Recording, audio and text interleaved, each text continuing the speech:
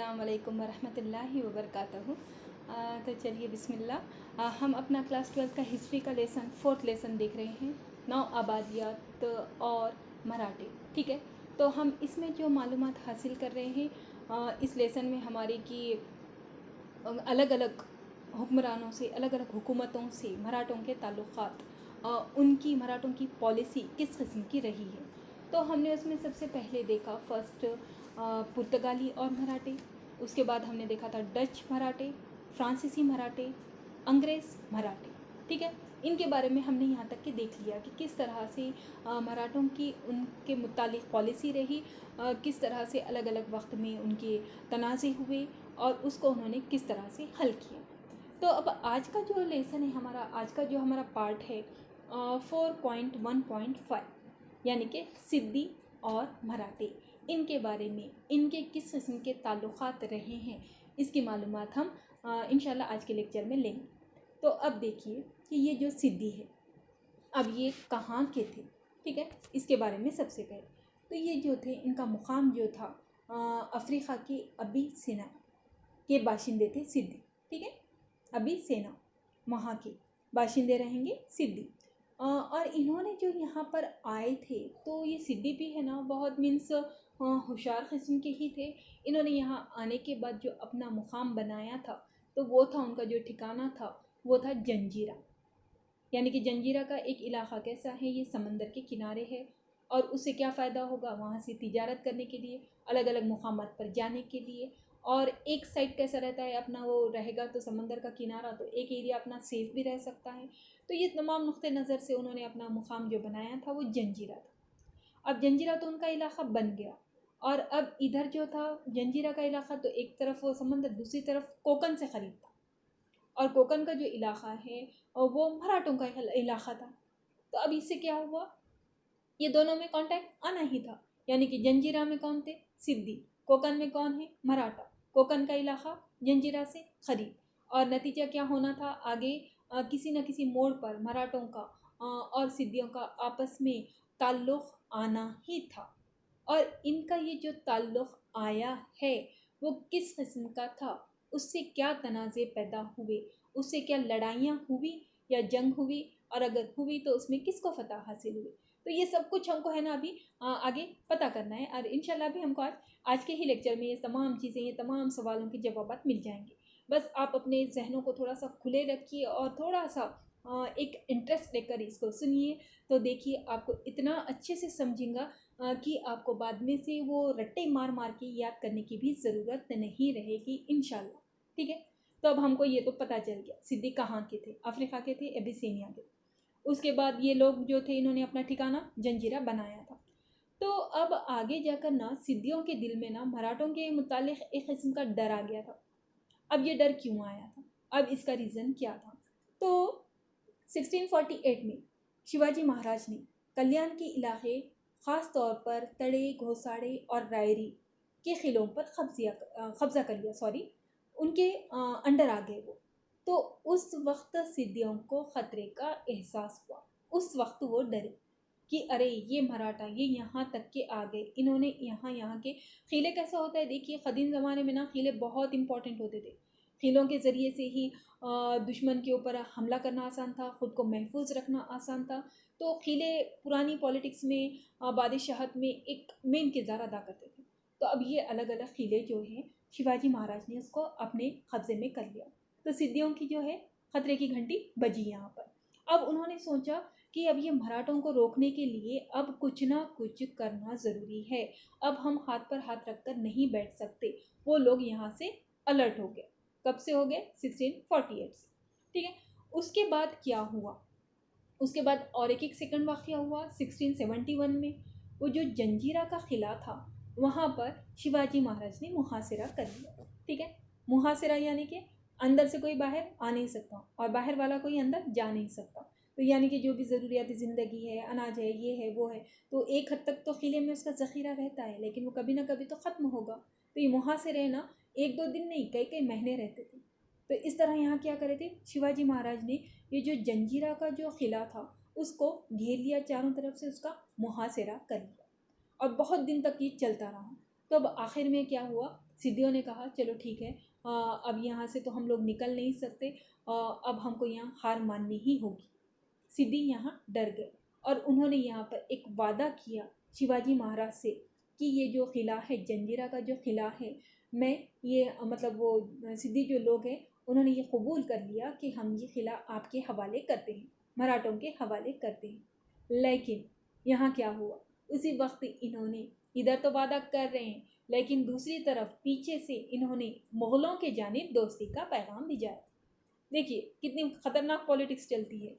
ये आज भी चलती है। आज भी अगर आप ये टीवी न्यूज़ वगैरह देखते हैं, पॉलिटिकल न्यूज़ देखते हैं, तो देखिए किस तरह से इलेक्शन जब होता है तो अलग अलग पार्टी इधर की उधर चले जाती है हुकूमत हासिल करने के लिए या अपनी हुकूमत को बचाने के लिए। तो वही सेम सिचुएशन उस ज़माने में भी थी। उस वक्त बादशाह थे, आज ये नेता लोग हैं।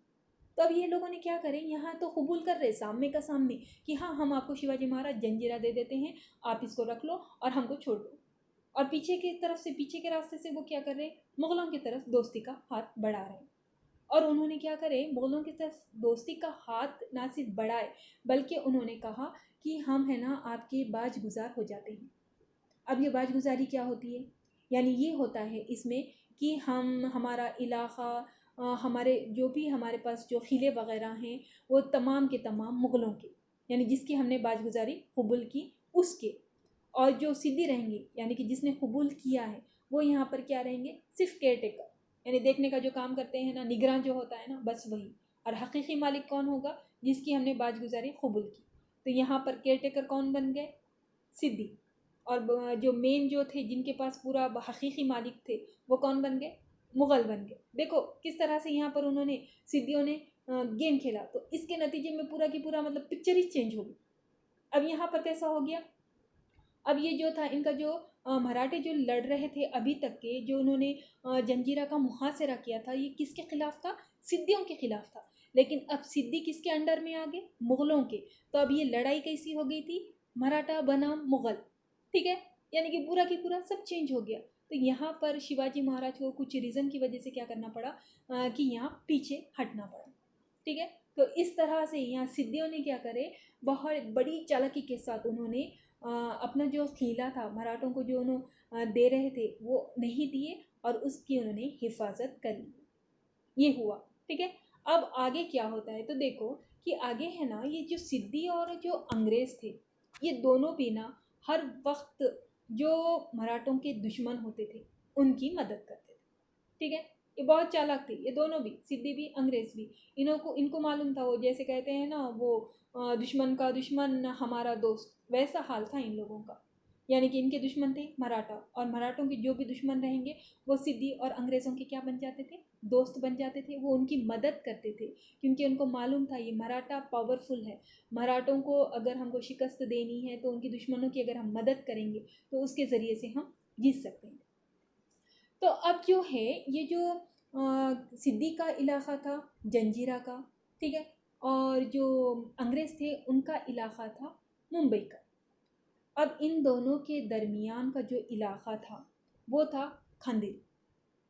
अब यहाँ शिवाजी महाराज देखो एक पॉलिसी कर रहे हैं। अब उन्होंने एक ये दोनों को, यानी कि सिद्दी और अंग्रेज़, इन लोगों को अब उन्होंने सोचा था कि अब सबक सिखाना है, अब इनसे इनका जो कर रहे हैं ये लोग, इनका बदला लेना है। तो अब उन्होंने देखा, सिद्धियों का इलाक़ा हमने देख लिया है जंजीरा, अंग्रेज़ों का इलाक़ा बम्बई, और इन दोनों के बीच में जो एक इलाक़ा है खांदेरी, खांदेरी पे शिवाजी महाराज ने ये सोचा कि वहाँ किला तामीर किया जाए। और ये कब स्टार्ट किया गया, 1679 में खांदेरी जजीरे पर किले तामीर का काम शुरू किया गया।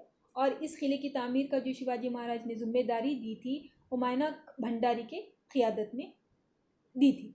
अब उन्होंने इसकी क़ियादत में ये काम कर रहे थे। तो अब ये जो खांदेरी फोर्ट है, तो अब ये यहाँ उन्होंने भी है ना दूरअंदेशी से, शिवाजी महाराज ने ये जो खांदेरी का जो सिलेक्शन किया था वो यूं ही नहीं किया था। यहाँ से है ना ये दरमियान में रहने की वजह से इधर जंजीरा पर भी नज़र रख सकते हैं और उधर मुंबई पर भी, ठीक है। ये दरमियान का इलाक़ा है, तो कंट्रोलिंग के नज़र से ये बहुत ही एक इम्पॉर्टेंट इलाक़ा था। तो अब इन्होंने यहाँ खांदेरी में जो है फोर्ट बनाने की कोशिश शुरू हो गई, इनकी किला बनाने की शुरू हो गई। लेकिन वो लोग भी जो अंग्रेज़ थे वो लोग भी यहाँ पर खामोश नहीं बैठे। उन्होंने क्या किए, ये जैसे ही काम वगैरह शुरू हुआ तो अलग अलग तरीक़ों से है ना तकलीफ़ें देना शुरू कर दी मराठों को।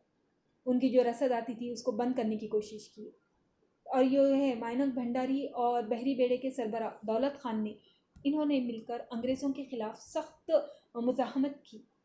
अंग्रेज़ों ने उनके जहाज़ भेजे थे, जो होते हैं ना वो क्या कहेंगे अपने जो समंदर में जो चलते हैं लड़ने वाले जो सिपाहियों को लेकर, उस किस्म के जहाज़ों को ख़त्म करने के लिए अपने दौलत खान ने और माइंग भंडारी ने पूरी अपनी ज़ोर और हिम्मत के साथ उनका मुकाबला किया।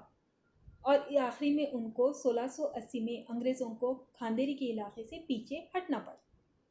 ठीक है, तो इस तरह से ये जो पॉलिसी मतलब कि कैसा है, ये ऐसा इन लोगों ने कोशिशें तो किए थे अंग्रेज़ों ने कि इन लोगों को ख़त्म कर दिया जाए, लेकिन यहाँ पर जो था शिवाजी महाराज यहाँ पर कामयाब रहे, उन लोगों को खांदेरी में पीछे हटना पड़ा। और इसका नतीजा ये हुआ कि सिद्धियों में एक किस्म का बहुत ज़्यादा खौफ मराठों के मुतालिक आ गया, शिवाजी महाराज से मुतालिक आ गया और वो लोग डर गए। तो ये शिवाजी महाराज के दौर में ये सब कुछ हुआ। हाँ ठीक है, आप लोग समझ ही रहे हो ना कैसा चल रहा है ये। सिद्दी जो है मराठों से डरते थे। उन्होंने जो है जंजीरा का जो है मुहासरा किया था शिवाजी महाराज ने। वहाँ पर उन्होंने मुग़लों का साथ देकर, मुग़लों से मदद लेकर अपने किले की हिफाजत की थी। और सिद्दी और अंग्रेज़ हमेशा मराठों के दुश्मन की मदद करते थे। इसलिए शिवाजी महाराज ने जो है दरमियान का जो खांदेरी इलाका है वहाँ किले की तामीर की कोशिश की है। अंग्रेज़ों ने इसे रोकने की कोशिश की है, लेकिन जो है दौलत खान वगैरह ने अच्छे से मुकाबला किया और अंग्रेज़ों को खांदेरी के इलाके से पीछे हटना पड़ा था। ये हुआ। अब इसके बाद जो है शिवाजी महाराज का जो है इंतकाल हो गया। शिवाजी महाराज की मौत के बाद जो बने थे वो संभाजी महाराज थे। अब यहाँ पर इन्होंने सोचा सिद्धियों ने कि अब शिवाजी महाराज का तो हो गई है, अब उनका इंतकाल हो चुका है, अब हम लोगों को उतना ज़्यादा डर नहीं है। उन्होंने ये समझा था कि अब संभाजी आए हैं, इन्हों तो शिवाजी के लेवल के नहीं रहेंगे और अब हम लोग बेफिक्र हो सकते हैं। लेकिन उनकी ये बहुत बड़ी भूल थी। क्यों? क्योंकि संभाजी जो है इनमें ना जंगी सलाहियत या जो महारत होनी चाहिए वो भी ना इनमें भी अव्वल दर्जा थी। और कभी कभी तो जंगी महारतों में तो कभी कुछ मामलों में उन्होंने शिवाजी महाराज को भी पीछे छोड़ा।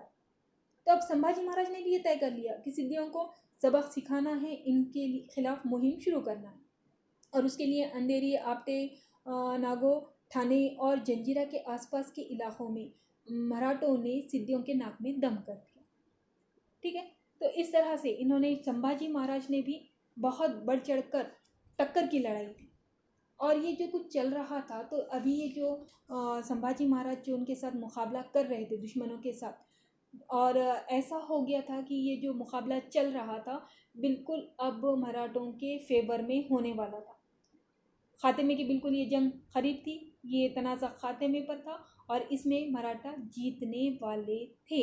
लेकिन यहाँ पर फिर एक आया ट्विस्ट। यहाँ ये हुआ कि मुग़ल जो मराठों के पुराने दुश्मन, इन्होंने क्या किया, सौराष्ट्र पर चढ़ाई कर दी।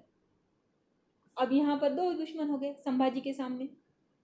एक तो इधर सिद्धियों से लड़ रहे थे और वो फाइनल स्टेज पर थी वो लड़ाई, लेकिन उसी टाइम में सेम टाइम में इधर सौराष्ट्र पर जो है मराठा जो सल्तनत उनकी स्वराज्य थी, वहाँ पर मुग़लों ने चढ़ाई शुरू कर दी थी। तो अब यहाँ संभाजी ने ये सोचा कि हमको हमारा जो इलाका है वो दुश्मन के हाथ में चला जाएगा। अगर हम यहीं इसी मुहिम पर रहे, हम दुश्मन का इलाका जीतने में रहे, तो हमारा इलाका दुश्मनों के कब्ज़े में चला जाएगा। और इस तरह का होना कोई अक्लमंदी की बात नहीं है।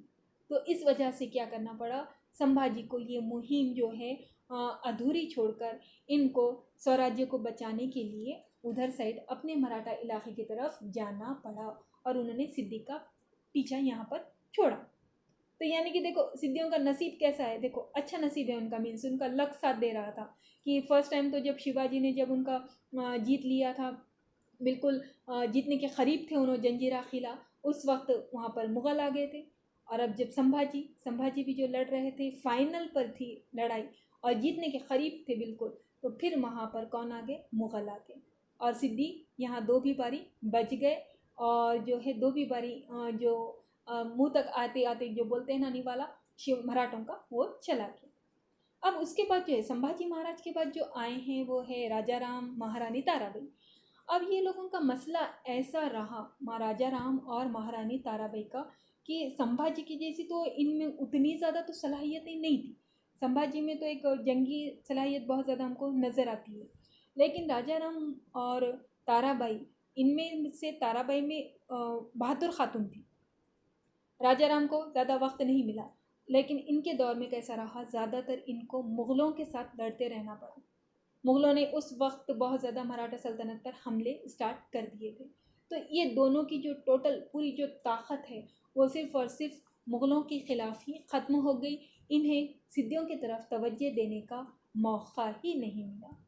अब उसके बाद जो है बड़े बाजीराव पेशवा के ज़माने में 1733 में मराठों ने दोबारा सिद्दियों के ख़िलाफ़ ज़ोरदार मुहिम शुरू कर दी और बड़े बाजीराव पेशवा ने अपने छोटे भाई को चिमाजी अप्पा को सिद्दियों के ख़िलाफ़, जो उनके चिमाजी अप्पा थे, उन्होंने सिद्दियों के ख़िलाफ़ ऐलान जंग कर दिया और यहाँ पर बहुत बड़ी लड़ाई हुई और इस जंग में चिमाजी अप्पा ने बहुत बहादुरी के साथ तो सिद्दियों का मुकाबला किया, अपनी फ़ौज की बेहतरीन नुमाइंदगी की और जिसका नतीजा ये हुआ कि मराठों को एक बड़ी कामयाबी हाथ लगी और मराठा और सिद्दियों के बीच में बाद में फिर एक मुआहदा हुआ और सिद्दियों ने यहाँ पर मराठों का बाजगुजार बनना कबूल कर लिया।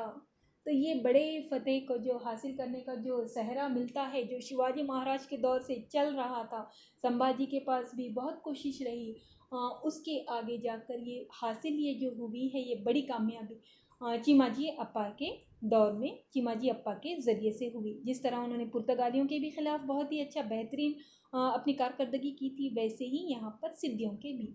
और इन यहाँ सिद्दी क्या बन गए अब यहाँ पर मराठों के बाजगुजार, यानी कि सिर्फ वो लोग केयर टेकर रहेंगे, उनके मराठों के नुमाइंदे रहेंगे और सिद्दियों का जितना भी इलाका रहेगा वो सब एक्चुअल में हकीकी मालिक कौन रहेगा, मराठे रहेंगे। तो इस तरह से मराठे और सिद्दी के ताल्लुक़ात रहे हैं। तो इसमें से आपको देखो एग्ज़ाम के नुक्ते नज़र से इम्पॉर्टेंट है, नोट वगैरह भी आ सकता है, 4-5 पॉइंट में लिखना पड़ेगा, या फिर ये भी आ सकता है आप लोगों को कि सिद्दी जो है अपना जंजीरा किला बचाने में कामयाब रहे, वजूहात में, ये भी आ सकता है। फिर या ये भी क्वेश्चन आ सकता है आपको बोर्ड के एग्ज़ाम के नुक्ते नज़र से कि चिमाजी अप्पा ने एक बेहतरीन कारकर्दगी अंजाम दी सिद्दियों के ख़िलाफ़। तो इसकी वजूहात आपको लिख देने का है 2-3 पॉइंट में कि इस तरह से हुआ और ऐसे ऐसे उन्होंने बहादुरी के साथ लड़ा और उनको बाजगुजार बना लिया। तो देखो ये आपको है ना पूरा ये थोड़ा सा एक अच्छे से समझ लिए ना, आपको क्वेश्चन उन्हें किधर से भी पूछो आप बिल्कुल 3 से 4 पॉइंट बनाकर उसको लिख सकते हैं। और आपको किताबी जुमले ही होना ज़रूरी नहीं है, अपने जुमलों में लिखिए। बस मेन चीज़ क्या रहती है, मैटर, यानी कि उसमें जो चीज़ दिए वाली है आप वो लिख रहे हो या नहीं, या इधर उधर का फेंक रहे, फेंकम फाकी नहीं चलती, ठीक है ना। तो उम्मीद है कि आप लोगों को मराठा और सिद्दी के जो ताल्लुक़ात थे वो अच्छे से समझ में आ गए होंगे।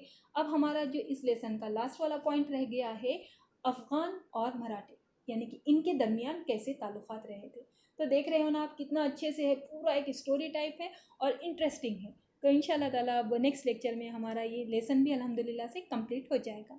तो फिर चलिए, अस्सलाम वालेकुम रहमतुल्लाहि व बरकातुहू।